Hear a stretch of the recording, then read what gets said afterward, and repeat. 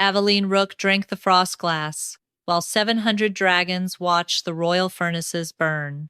No one noticed. The Ember Gallery applauded Lord Marshal Oren Kest as he praised the vows protecting the Cinder Dominion. 7 conduits carried heartfire into the shield. Aveline stood beneath the lowest, checking its temperature. In reality, she was committing treason. Frostglass slid down her throat like powdered ice and needles. Cold spread beneath her ribs. Oren's vow brand, a black circle of scales forced into her wrist 3 months earlier, tightened around her pulse. Each night it drained her strength beneath the palace. Oren called the vow lawful. Aveline knew it made her a component. She pressed a gauge to the conduit. The needle jumped beyond the legal limit. Oren's voice entered her mind. Come to the dais. The command pulled against her bones. Before tonight, resisting caused fever and blindness. Now Frostglass reached the foreign fire inside the mark. The brand turned white. Aveline remembered Oren pinning her wrist while officials recorded her silence as consent. Useful women did not need choices, he had said. He had turned her body into royal infrastructure. She would not die as part of his machine. Aveline drove her survey pin into the seam. Frost raced across the bronze. A crack split the furnace wall. Oren turned. For one instant he looked afraid. Then he pointed at her. Seize the surveyor. She attacked the ember shield. Aveline tore the recording strip from her gauge before the guards caught her. It proved the conduit was overloaded before she touched it. The brand pulled harder. Come to me. She refused. Blood filled her mouth. The furnace erupted in white vapor. Freezing air extinguished the torches and coated the gallery in ice. Then the doors opened. King Rhydian Solvar entered through the smoke. Crown fire moved beneath his skin, illuminating the scales along his throat. Every dragon lowered their head. Aveline hated that her body wanted to follow. Rhydian studied the conduit and the guards holding her. What entered the system? Nothing. Oren descended from the dais. She resented our lawful vow and sabotaged the shield. The conduit was draining heartfire before I touched it, Aveline said. You are Ashborn, Oren replied. You have no heartfire. Aveline opened her fist to show Rhydian the strip. Frostglass reached her lungs first. She inhaled. Nothing came. Crystals glittered beneath her throat. Her knees struck stone. Rhydian crossed the gallery. Release her. The command hit Aveline like a hammer. Frost exploded from the conduit, and Rhydian staggered as if struck by his own order. He crouched without touching her. I can force crown. Fire into your lungs. It requires breath contact. His mouth on hers. His power inside her. For one terrible moment, she was back in the tribunal, while another man decided what her body would accept. Rhydian saw her fear. I will not do it without permission. The gallery blurred. Oren approached. Her lungs were becoming glass. Aveline did not trust the king. She chose survival because dead women exposed nothing. Only the breath, she forced out. Rhydian placed one hand behind her neck and waited until she nodded. Then he kissed her. Heat entered her mouth, controlled, powerful, alive. The Frostglass opened. Winter rushed across Rhydian's tongue. His crown fire separated the flames in her blood. Oren's implanted heat recoiled toward the brand while something pale and ancient rose to meet the king. Rhydian's heartbeat stumbled. His crown fire withdrew at once, as though afraid of burning her.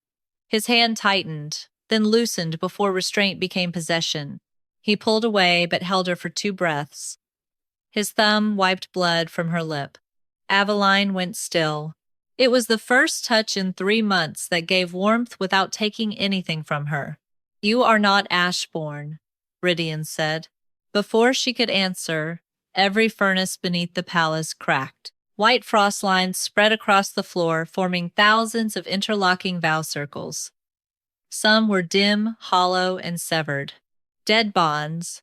A map of everyone the system had already consumed. Rhydian followed her gaze, horror hardening his face. Aveline tasted blood and winter.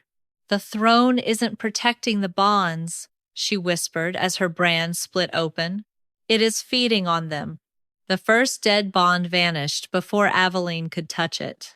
A black fissure split the frozen circle beneath her knees and swallowed its pale outline. A second disappeared, then a third. Someone beneath the palace was destroying the evidence. "Shut down the lower furnaces," Aveline said.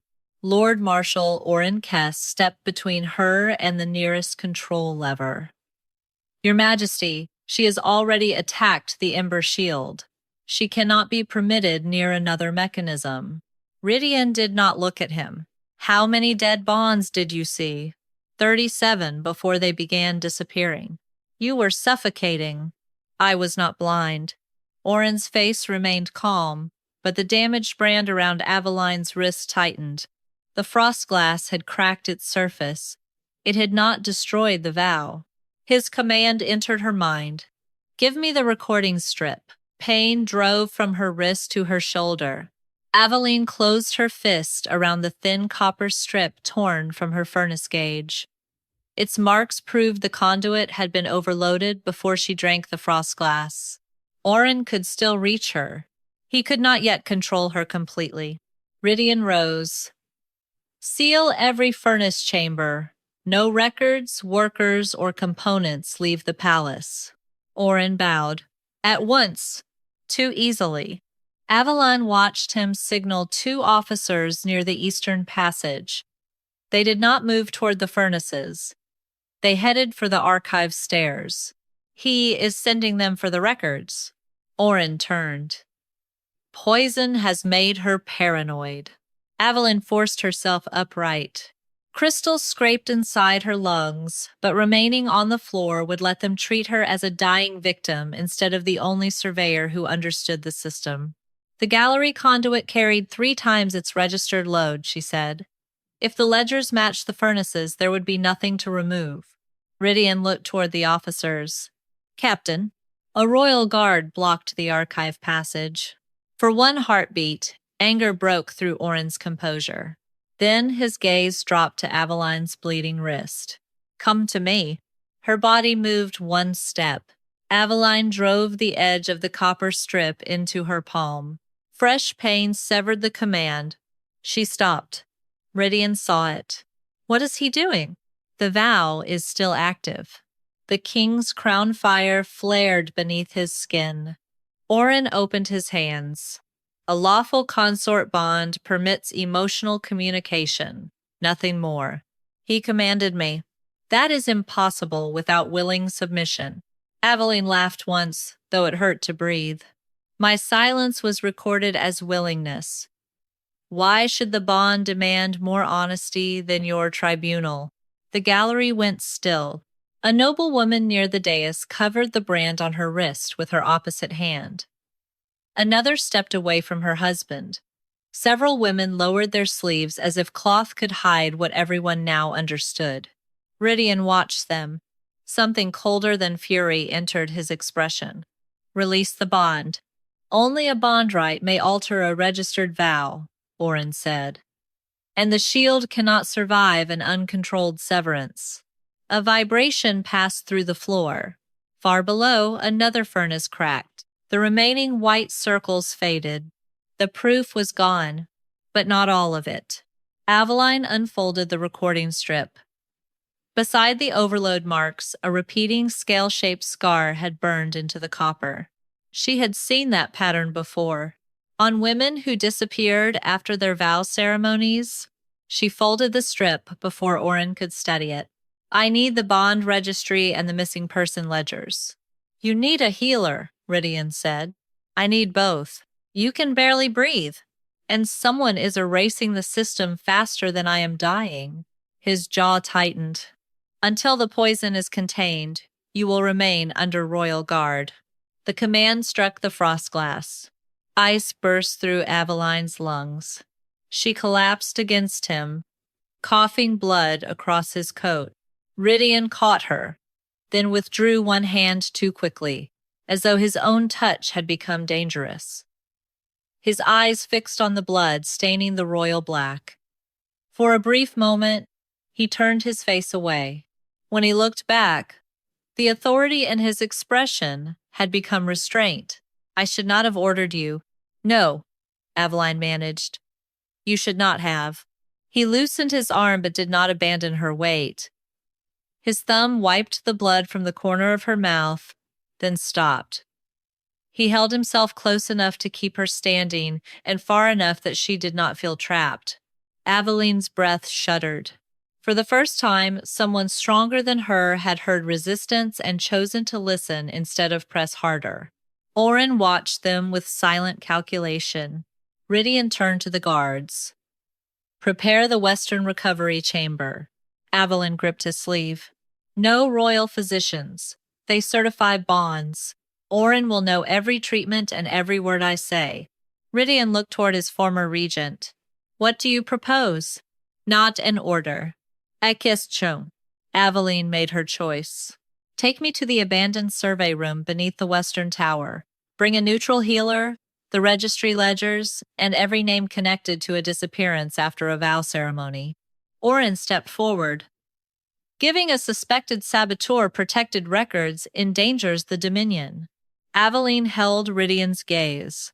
"Then decide what frightens you more, one poisoned surveyor or the reason your throne is connected to thousands of dead bonds." Rhydian removed the royal seal from his throat and placed it in the captain's hand. "Open the restricted archives." Oren's expression did not move. His brand did. One final command burned into Aveline's bones. "You will not survive the night." The abandoned survey room smelled of cold iron, lamp oil, and dust sealed beneath stone. Aveline had worked there before Oren transferred furnace inspections to the military. The tables still carried burn marks from decades of heat tests. Brass pipes ran through the walls, allowing surveyors to hear the pulse of the palace furnaces without entering the chambers below. Rhydian dismissed the guards from inside the room. "They remain outside," he said. "The door stays unlocked." Aveline noticed the correction. "Not you will remain here. Not for your protection. Only facts." A neutral healer named Mara Vin examined Aveline while two archive clerks delivered 6 bond registries and a ledger of unresolved disappearances. Mara pressed a glass listening disc to Aveline's chest. Each breath clouded it from within. "The Frostglass is crystallizing along the lower lungs," she said. "You have hours before it begins cutting the blood vessels." Aveline bent over the table and coughed into her sleeve. When she lowered her arm, a small stain of blood marked the fabric. Rhydian said nothing. He poured warm water from the healer's kettle, pushed the cup close enough for her to reach, then stepped back to the far side of the table. No touch, no command, no demand that she thank him. Aveline wrapped both hands around the cup. He was learning how to care for someone without turning care into control. "Can you remove the Frostglass?" Rhydian asked. "Not without activating the vow," Mara said. Oren's brand pulsed around Aveline's wrist. Rhydian's crown fire brightened beneath his skin. "The foreign fire and the Frostglass are locked together," Mara continued. "If I melt one too quickly, the other may flood her heart." "What stabilizes it?"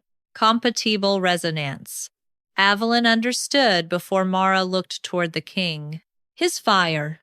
"Possibly, but only through measured contact and only while you accept it. Fear, force, or a command will make the Frostglass harden." Rhydian's hand closed once at his side. Then he deliberately opened it. "Then she controls when it happens." Mara studied him before nodding. Aveline turned to the records. She did not have time to decide what his restraint meant. The first registry held vows from the Eastern Citadel. Each entry listed 2 partners, 1 bondrite, and 3 witnesses. Aveline copied the witness seals onto tracing paper. The second book contained military unions. The third recorded debt settlements disguised as marriage contracts. By the fourth, a pattern appeared. Here. Rhydian moved beside her but stopped before his shadow crossed the page.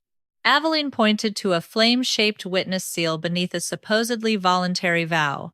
The same seal appears in the first registry. That is not unusual, one clerk said. Senior witnesses certify many unions. Aveline opened the missing person ledger. The woman who owned this seal vanished 11 years ago. Silence settled over the room. Aveline found the seal again and again. It had approved vows for 9 years after its owner disappeared. Rhydian's expression hardened. A forgery. Not one. She spread the tracing sheets across the table. 3 witness seals repeated across dozens of ceremonies. Their registered owners were all missing. 2 had supposedly died in furnace accidents. 1 had been declared a runaway. Dead women had continued approving bonds.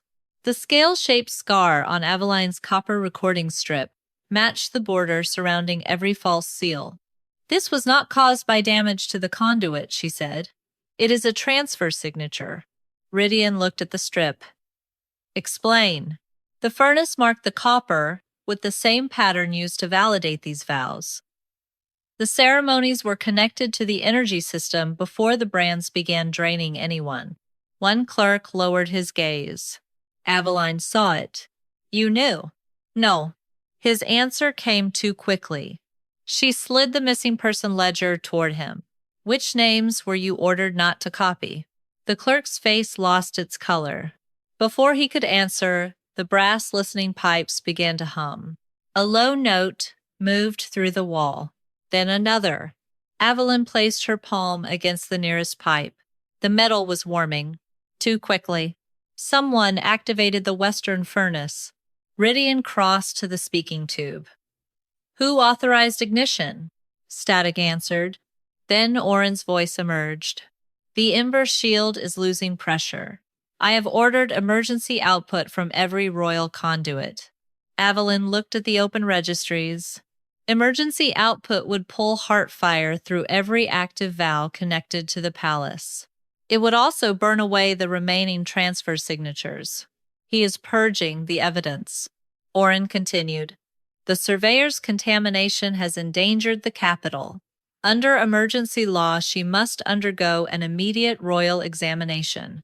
Rhydian's face became unreadable. Aveline saw the trap. If he refused, Oren would blame him for the weakening shield.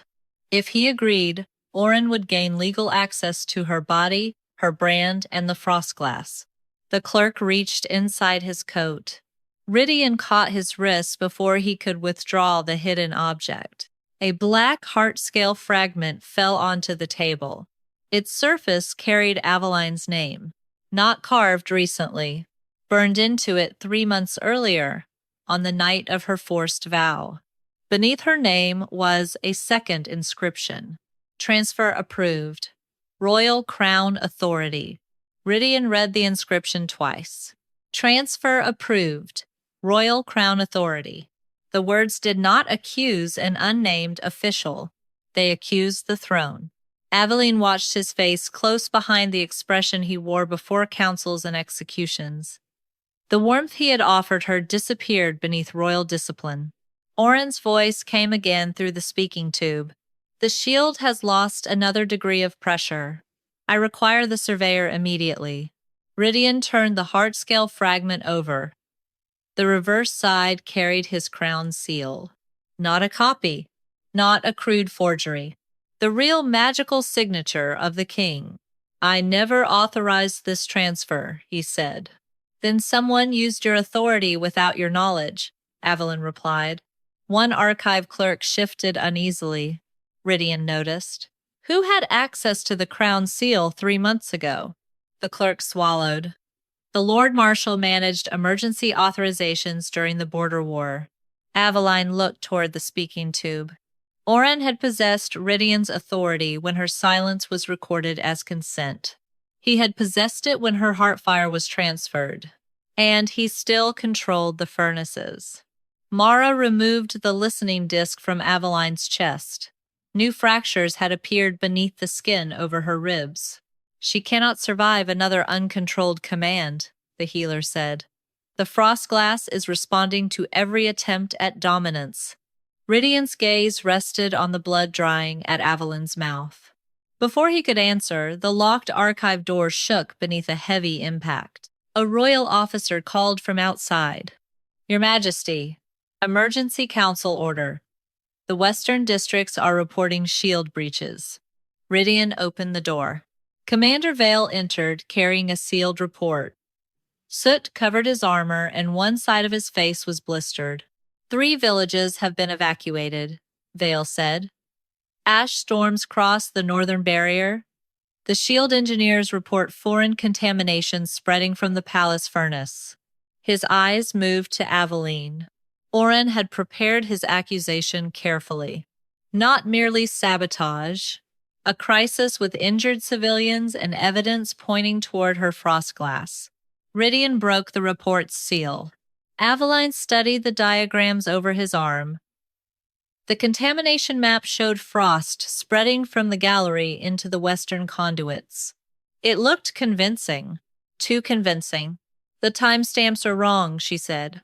Rhydian continued reading. The gallery conduit cracked after the northern shield lost pressure. This report says the frost caused the first breach. Vale frowned. The readings were verified by the Marshal's engineers. The same engineers who are burning the transfer signatures. Rhydian's jaw tightened. Outside, alarm bells began ringing across the capital.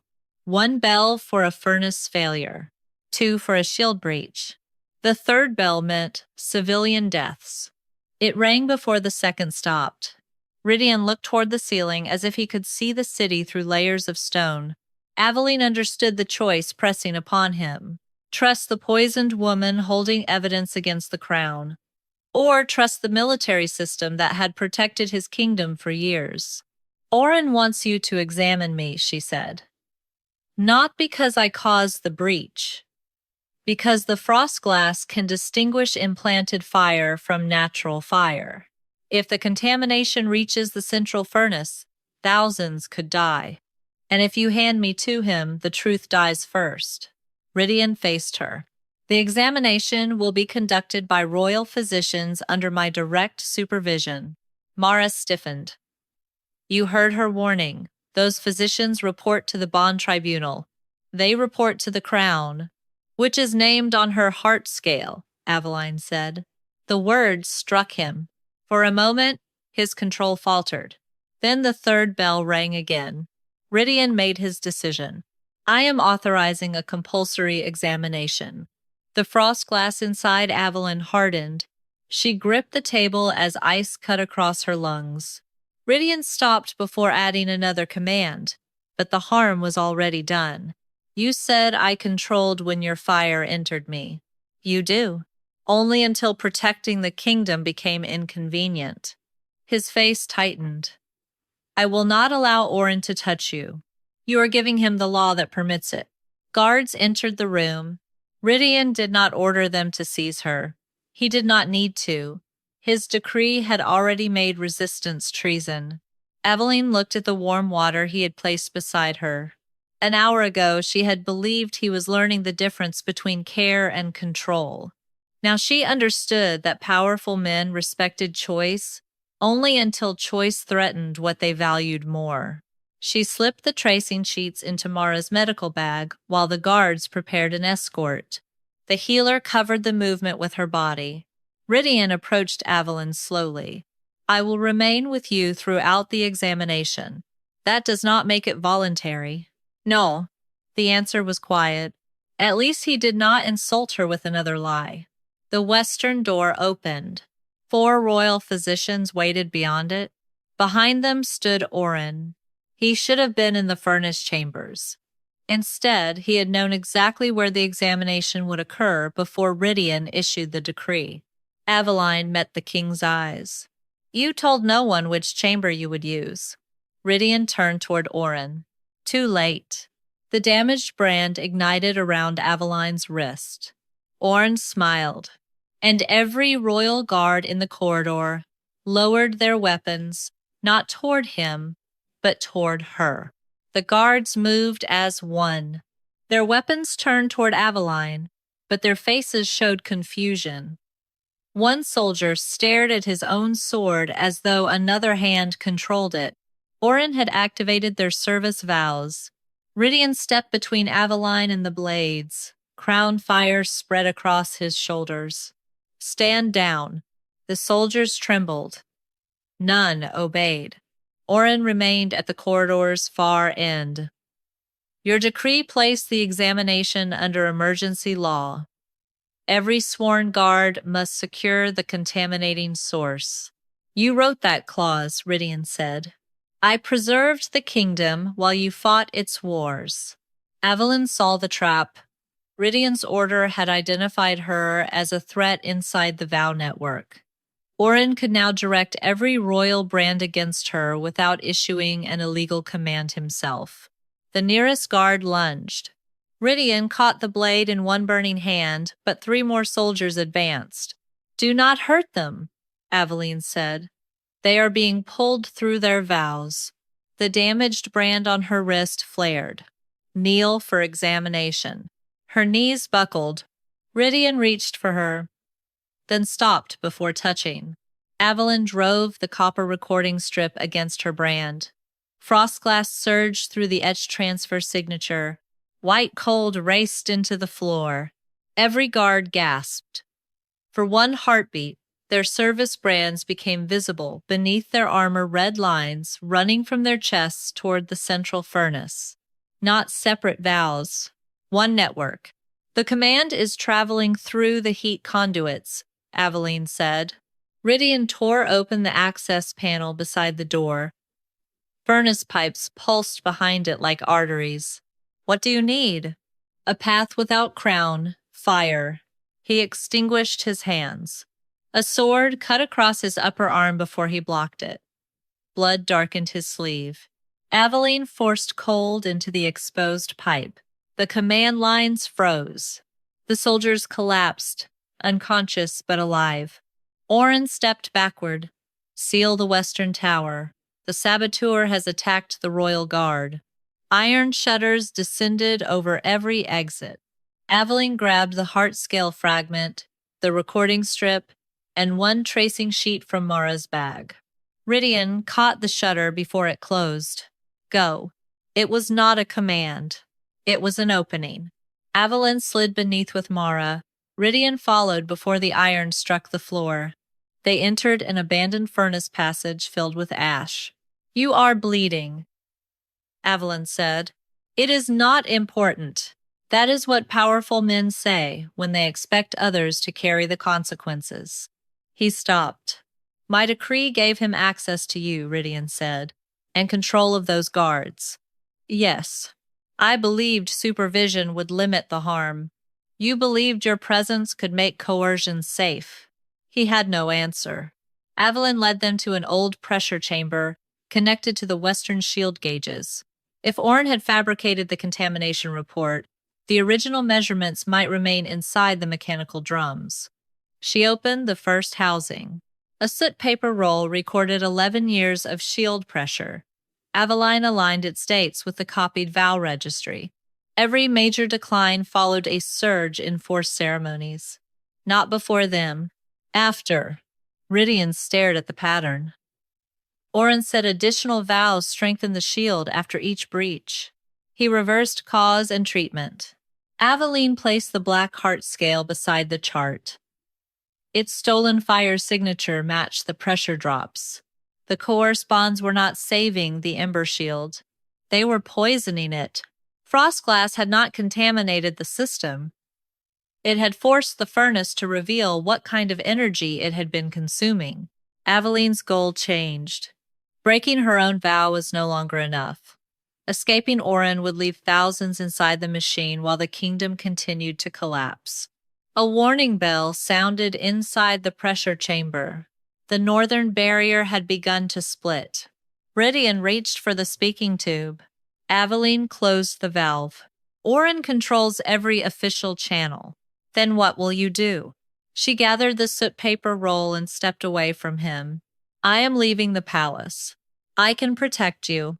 Your protection has legal chains. Pain crossed his face, but she did not soften. I will find the missing women and trace where their fire went. You will decide whether you are willing to expose the crown that authorized it. Aveline opened the maintenance hatch leading beneath the city. Oren's voice thundered through the palace pipes. By royal decree, Aveline Rook is charged with treason. Rhydian looked at the crown seal fixed beside the speaking tube. His seal. His decree. His consequence. When Aveline descended into darkness, he did not order her to return. The maintenance tunnels beneath the capital had no royal lamps. Aveline moved by the pale glow leaking through her skin. Frostglass had spread across her ribs in branching lines. Every breath sounded brittle, as though her lungs were filling with crushed glass. Mara followed with the healer's bag and the stolen registry pages. Another hour, Mara said. Perhaps less. Then we do not waste it. Aveline unrolled an old furnace map against the tunnel wall. The official plan showed one conduit running west. The stone in front of her held 3. Someone had removed 2 routes from the royal records. She pressed the copper strip against the first hidden pipe. Nothing. The second carried ordinary shield fire. The third burned the scale-shaped transfer signature into the metal. This one. They followed it deeper beneath the city. The passage narrowed, then opened into a chamber large enough to house a military company. There were no soldiers, only iron beds. Dozens of them. Leather restraints hung from the frames. Empty medicine bottles filled a drain beside the wall. Above every bed, a copper tube connected directly to the furnace network. Mara stopped breathing for a moment. The missing women. Aveline crossed to the nearest bed. A name had been scratched into the frame. Lisa Mar, the dead witness whose seal had continued approving vows for 9 years. She was alive after she disappeared, Aveline said. Beside the bed lay a broken black scale. Aveline picked it up with a cloth. The fragment was thin, almost translucent, and cold despite the furnace pipes overhead. A heart scale. Someone had removed it after draining the fire stored inside. She found another beneath the next bed, then 6 more inside the ash channel. Each carried a woman's name and a transfer number, evidence not of deaths during accidents, but of an organized extraction system. Aveline placed the fragments in Mara's bag. A speaking horn crackled above the chamber. Oren's voice filled the tunnels. Citizens of the Cinder Dominion, the Western Shield has been deliberately compromised. Aveline looked up. His announcement would be carried through every furnace tower in the capital. The traitor Aveline Rook poisoned the royal system with Frostglass, attacked sworn guards, and fled custody with stolen state records. Mara's mouth tightened. He moved quickly. He prepared this before the gallery ceremony. Oren continued. King Rhydian, weakened by unnatural influence, assisted her escape. Until the contamination is contained, emergency authority passes to the Lord Marshal. Aveline went still. Oren had not merely discredited her. He had removed Rhydian from command without attacking him directly. The chamber doors slammed shut. Fire surged through the hidden pipes. Mara reached for Aveline, but the brand on Aveline's wrist ignited before they touched. Oren's presence entered her mind more clearly than ever. You wanted to know where the stolen fire went. Aveline dropped to one knee. The pipes above the beds began drawing heat from the heart scale fragments in Mara's bag. Oren was activating the chamber remotely. It went into the shield, his voice continued. Into the armies. Into every city your king promised to protect. That is a lie, Aveline whispered. Not entirely. The distinction frightened her more than denial would have. The Ember Shield had used the stolen energy, but the pressure records proved the forced bonds were weakening it. Oren had built a system that required increasing numbers of victims to repair the damage caused by previous victims. A machine designed to make its own cruelty appear necessary. Aveline forced herself upright and drove her survey pin into the main transfer pipe. The Frostglass reacted instantly. White cold raced through the chamber, freezing the extraction tubes before they could consume the evidence. The effort tore something inside her chest. Blood struck the floor. Aveline. Mara caught her shoulders. Open the eastern drain. Mara obeyed without asking why. Aveline redirected the frozen pressure into the waste conduit.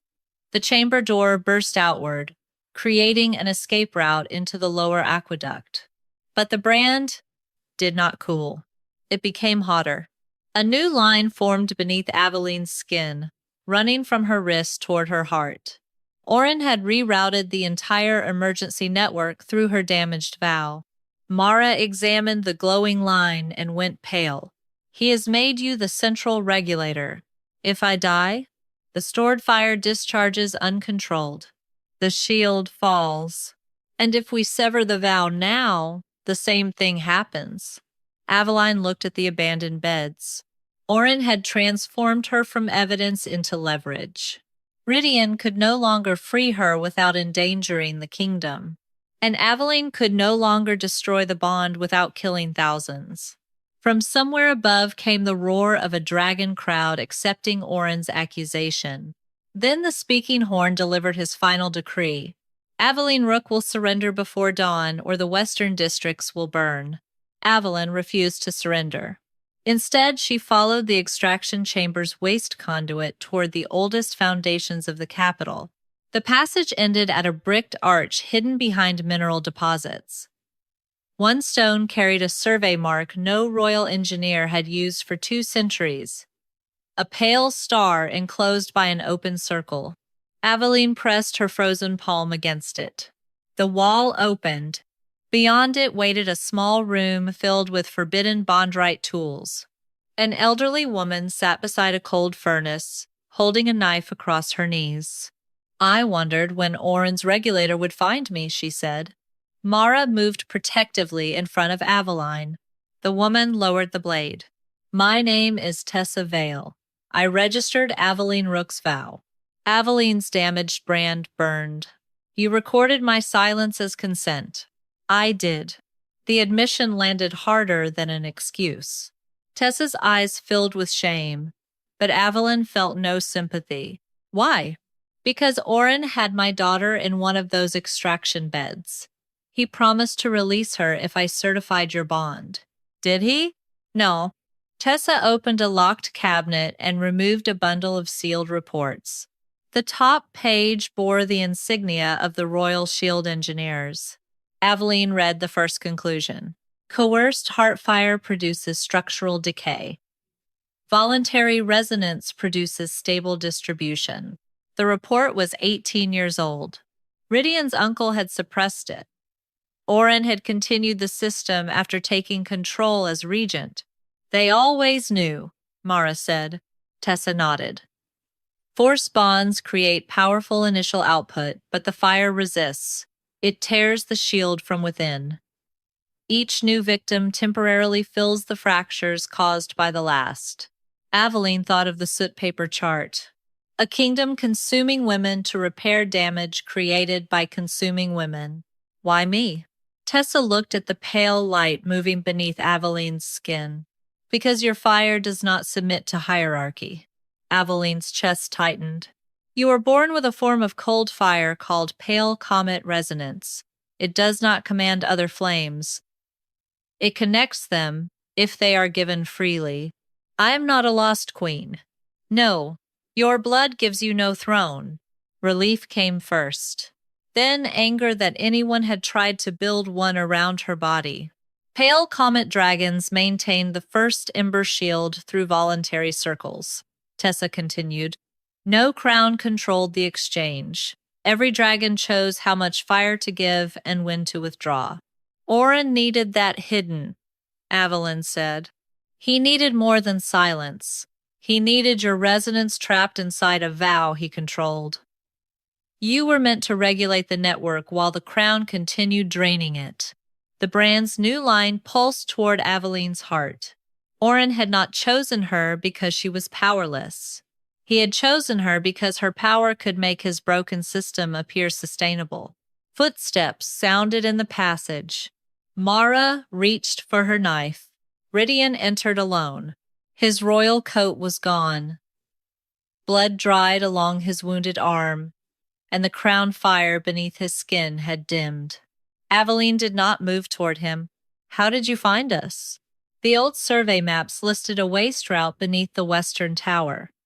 He stopped several steps away. Orin has declared me unfit to rule. Half the palace guard accepted his emergency authority, and the other half? Confined. He saw Tessa and the reports. Aveline handed him the oldest page. Rhydian read it in silence. My uncle buried this, and Orin built your reign on top of it, Aveline said. My seal approved the transfers. Your ignorance does not make the victims less drained. No, he did not defend himself. That mattered, but not enough. Tessa spread an ancient furnace diagram across the table. The network can still be reversed. Pale comet resonance can return stolen fire to every living bond. And the dead? Aveline asked. Their fire can stabilize the shield one final time. After that, it is gone. What activates the reversal? Tessa pointed to the center of the diagram. The crown must release its legal claim over every vow in the network, completely and publicly. Rhydian studied the symbol. If I do that, crown fire loses command authority. You may lose the throne, Tessa said. Before he could answer, every hidden tool in the room ignited. Orin's voice entered through Aveline's brand. Thank you for finding the last bond right. The wall behind Tessa exploded inward. Black armored soldiers flooded the chamber. Above them, the furnace bells began counting down to dawn. The first soldier reached Tessa. Rhydian moved before the blade fell. He struck the man aside with one shoulder, caught the second by the throat, and drove him into the stone wall. Crown fire flashed across the chamber, bright enough to turn every shadow white. More soldiers entered. Too many. Their service brands glowed through their armor, binding them to Orin's emergency authority. Do not kill them, Aveline said. They are trapped inside the same system. Rhydian extinguished the fire in his hands. That restraint cost him. A spear pierced his side. He broke the shaft, disarmed the soldier, and used the weapon to block rather than strike.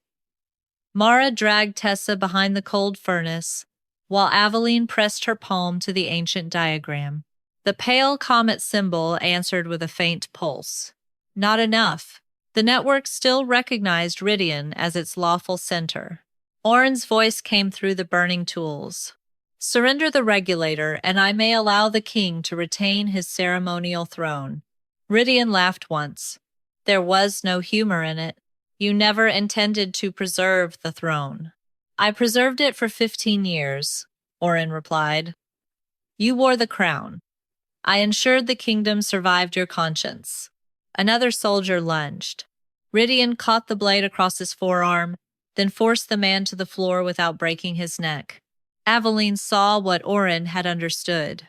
Rhydian could defeat the soldiers. He could not defeat them without destroying the very people he claimed to protect. Orin wants you fighting, she said. Every guard you kill proves you are unfit. Rhydian looked toward the furnace, speaking horn. Then at the old diagram. The crown must release every legal claim publicly, he said. Tessa nodded. The renunciation must reach the full vow network. The palace announcement tower, Mara said. Orin controls it. Not the battlefield beacon, Rhydian replied. It carries directly through crown fire. Aveline understood. Using it would allow every citadel, soldier, bondrite, and noble to hear him. It would also make his decision irreversible. Rhydian removed the black metal circlet hidden beneath his collar. The inner rim had fused to his skin over years of rule. When he pulled it free, Blood ran down his neck. Aveline had expected triumph. Instead, she felt fear. Not fear of losing a king. Fear that he would turn sacrifice into another choice made for her. "Do not do this to save me," she said. His eyes met hers. "I am not." The answer came without hesitation. "I am doing it because the authority that harmed you should not continue merely because I once used it with better intentions." The words did not erase his decree. They did not restore the choice he had taken from her. But they were the first thing he had offered without asking what it would earn. Rhydian placed the circlet against the furnace conduit. Crown fire surged through the chamber. Oren shouted through the tools. "If you release the vows now, the shield will collapse before dawn. Then we rebuild it without chains." Rhydian opened the battlefield beacon. His voice rolled through every furnace pipe in the Dominion. "I, Rhydian Solvar, revoke the Crown's authority to create, command, transfer, examine, imprison, or punish through any dragon vow." The soldiers froze. Their glowing brands flickered. "I release every consort bond, service bond, debt bond, and military bond from royal ownership. No silence will be accepted as consent. No emergency decree will restore this power." Cracks spread across the black circlet. Oren's voice became frantic. "You will lose command of the shield. Yes. You will lose the armies. Yes. You will lose the throne." Rhydian looked at Aveline. "That judgment belongs to the people I failed." He drove his hand through the circlet. It shattered. Crown fire tore out of his body in a blinding wave and rushed into the vow network. Every soldier collapsed as their service brands broke open. Across the Dominion, thousands of coerced vows released at once. The backlash struck Rhydian. He fell to one knee, then both. The molten lines beneath his skin went dark. Aveline caught his shoulder before he hit the floor. His body was suddenly cold. Too cold for a Dragon King. Oren screamed through the conduits as control vanished from his hands. Then the hidden furnace gave a violent shudder. The brands were free. The stolen fire was not. Without the Crown regulating it, thousands of trapped flames began rushing toward the central nexus at once. Tessa stared at the ancient diagram. The reversal had started too early. Aveline felt every released bond pull toward the line Oren had driven into her heart. She was no longer his captive regulator. She had become the only remaining passage. Rhydian tried to rise. Aveline stopped him with one hand. "You made your choice," she said. Now the power balance had changed. "The next one is mine." The released heartfire rushed toward Aveline from every direction. She felt it beneath the city, in the palace furnaces, in branded wrists across all 7 citadels. Thousands of flames collided inside the line Oren had driven toward her heart. Pain bent her over the ancient diagram. Rhydian reached for her, then stopped. "What do you need?" "Not what must I do. Not let me take it." Aveline forced herself to breathe through the frost, cutting her lungs. The transfer numbers. Mara emptied the heart scale fragments onto the floor. Tessa spread the forged registries beside them. Aveline placed the soot pressure chart across the pale comet diagram. Each piece showed a different part of the same machine. The false witness seals had legalized the bonds. The heart scales recorded where the stolen fire entered. The pressure chart proved when the shield weakened. The transfer numbers identified the order in which Oren's network consumed its victims. Aveline arranged them into 7 spirals. Tessa stared at the pattern. "That is not a registry.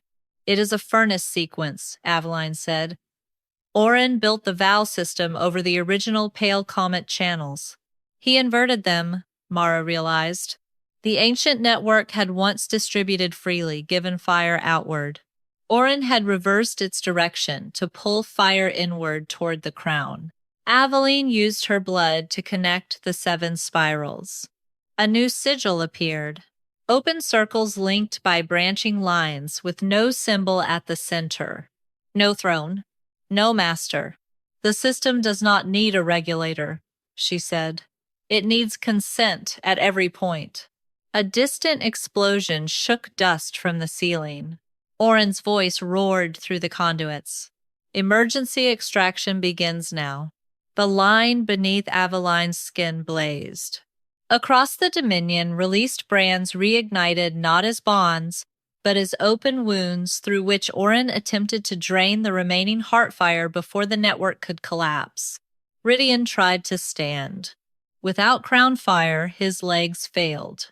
Aveline knelt beside him. I need the battlefield beacon. It is yours. I also need every person who heard your renunciation to make a choice. He understood. The beacon carries words. That is why it will work. Rhydian opened the channel with an unsteady hand. Aveline pressed her palm to the conduit. The network carried her voice across the Cinder Dominion. My name is Aveline Rook. Your vows were used to feed the royal furnaces. The Lord Marshal is attempting to drain you again. The stolen fire surged harder. Blood ran from her nose. She continued, I cannot command your flames. I will not ask the crown to command them. If you choose to help restore the shield, place your hand over your brand and give only what you can survive without. Tessa added the essential limitation. Withdraw at any moment. The network must release you immediately. For several heartbeats, nothing happened. Then one flame answered. Small, uncertain, voluntary. Another joined it. Then 10, 100. Warmth entered the open sigil without pain or resistance. The pale comet lines brightened beneath Aveline's hand. Oren's extraction weakened. More, Mara whispered. No, Aveline said. They decide. The difference mattered. Across the citadels, dragons began offering measured portions of heartfire. Soldiers gave beside civilians. Noble women whose brands had been hidden beneath silk added their flames. Furnace workers joined after them. Each contribution remained separate. Each could leave. For the first time, the Ember Shield received power without taking ownership of the people who supplied it. The Frostglass inside Aveline's lungs began to melt, not from Rhydian's fire, from thousands of freely chosen flames moving through her without remaining inside her. She coughed a shard of white crystal onto the floor. Rhydian watched her with exhausted wonder. You found another way. There was always another way. Men with crowns buried it. The words hurt him. He accepted them. Oren struck back. The western wall of the chamber split open, revealing the red glow of the central furnace nexus beyond. Black chains of implanted fire twisted around its core. At their center stood Oren. His body was covered in stolen scales, each carrying the name of a vanished woman. Fire poured through him until his silhouette resembled a dragon made from burning iron. You think choice can hold a kingdom together? He called. Aveline lifted the completed counter-sigil. Choice built the first shield. It failed. No. Men who wanted control replaced it. Oren drove both hands into the furnace core. The remaining dead bonds ignited. The voluntary flames flickered as the voices of the consumed women screamed through the network. Tessa went pale. He is burning the dead fire. Once it is gone, the shield cannot be stabilized. Aveline rose. Her lungs still bled. Her brand remained attached to Oren's central line. Entering the nexus could kill her before the reversal finished. Rhydian saw the decision in her face. I will go with you. You cannot carry crown fire. I can still carry evidence. He gathered the heart scales and sealed reports. Not a weapon. Not a command. Proof. Aveline looked at him for one long moment. I have not forgiven you. I know, but I choose your help. Rhydian inclined his head. Together they stepped toward the furnace nexus. Oren smiled and pulled every black chain tight. The dead women screamed again. Aveline placed the counter-sigil against her broken brand. This time, She did not ask the fire to obey. She asked it where it wanted to go. The furnace nexus opened around Aveline like the mouth of a dying god. Black chains carried stolen fire from thousands of broken vows into Oren's body. Every heart scale embedded in his skin burned with a woman's name. Aveline pressed the counter sigil against her brand. The Pale Comet Network answered, not with obedience, with direction. Each stolen flame remembered the person from whom it had been taken. Aveline did not command the fire to return. She opened the path and allowed it to choose. The first heart scale cracked. A thin flame tore free from Oren's shoulder and vanished into the network. Then another escaped. And another. Oren screamed and pulled harder on the dead bonds. You cannot restore them, he shouted. Their owners are gone. No, Aveline said. But their fire does not belong to you. She reversed the inner line of the sigil. The flames of the dead flowed outward, not into living bodies, but into the fractures of the ember shield.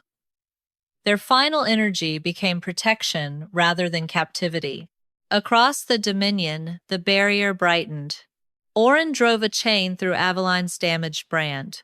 Pain stopped her heart for one terrible beat. Rhydian stepped between them.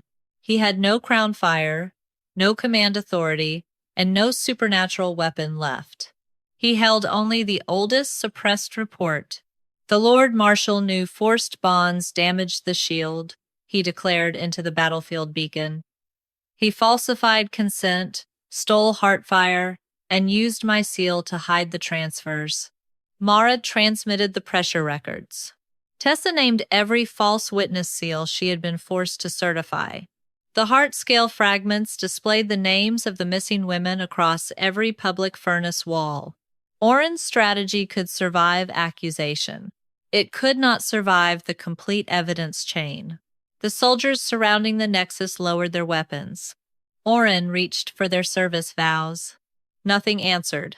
Rhydian had already released them. Aveline seized the black chain inside her brand. Frostglass crystallized around her fingers. You made me the center of your system, she said. That was your mistake. She pulled.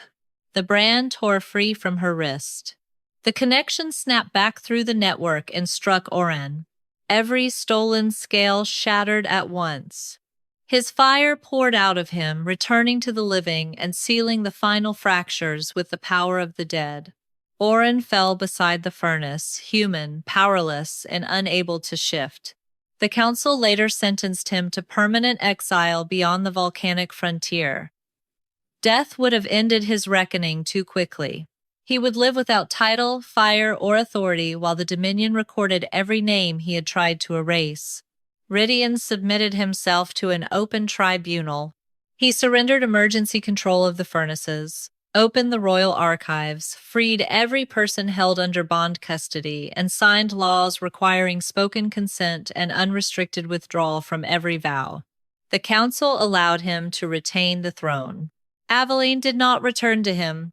She spent 6 months rebuilding the Ember Shield as keeper of Free Flame. No central regulator controlled it. Every dragon chose whether to contribute, how much to give, and when to leave. Rhydian never asked when she would forgive him. He simply kept every promise he had made after losing the power to enforce one.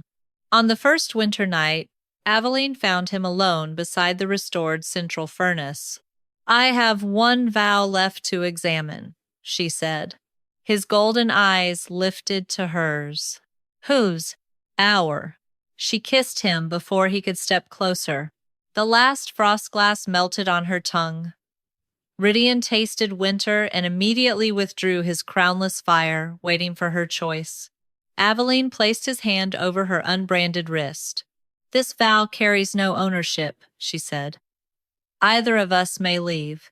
And if you do, you let me. Pain and devotion crossed his face together. Always. Aveline chose him then not because fire, law, blood, or fate demanded it, but because he had destroyed the power that might have prevented her from saying no. Their flames met without chains. and every door in the Cinder Dominion remained unlocked.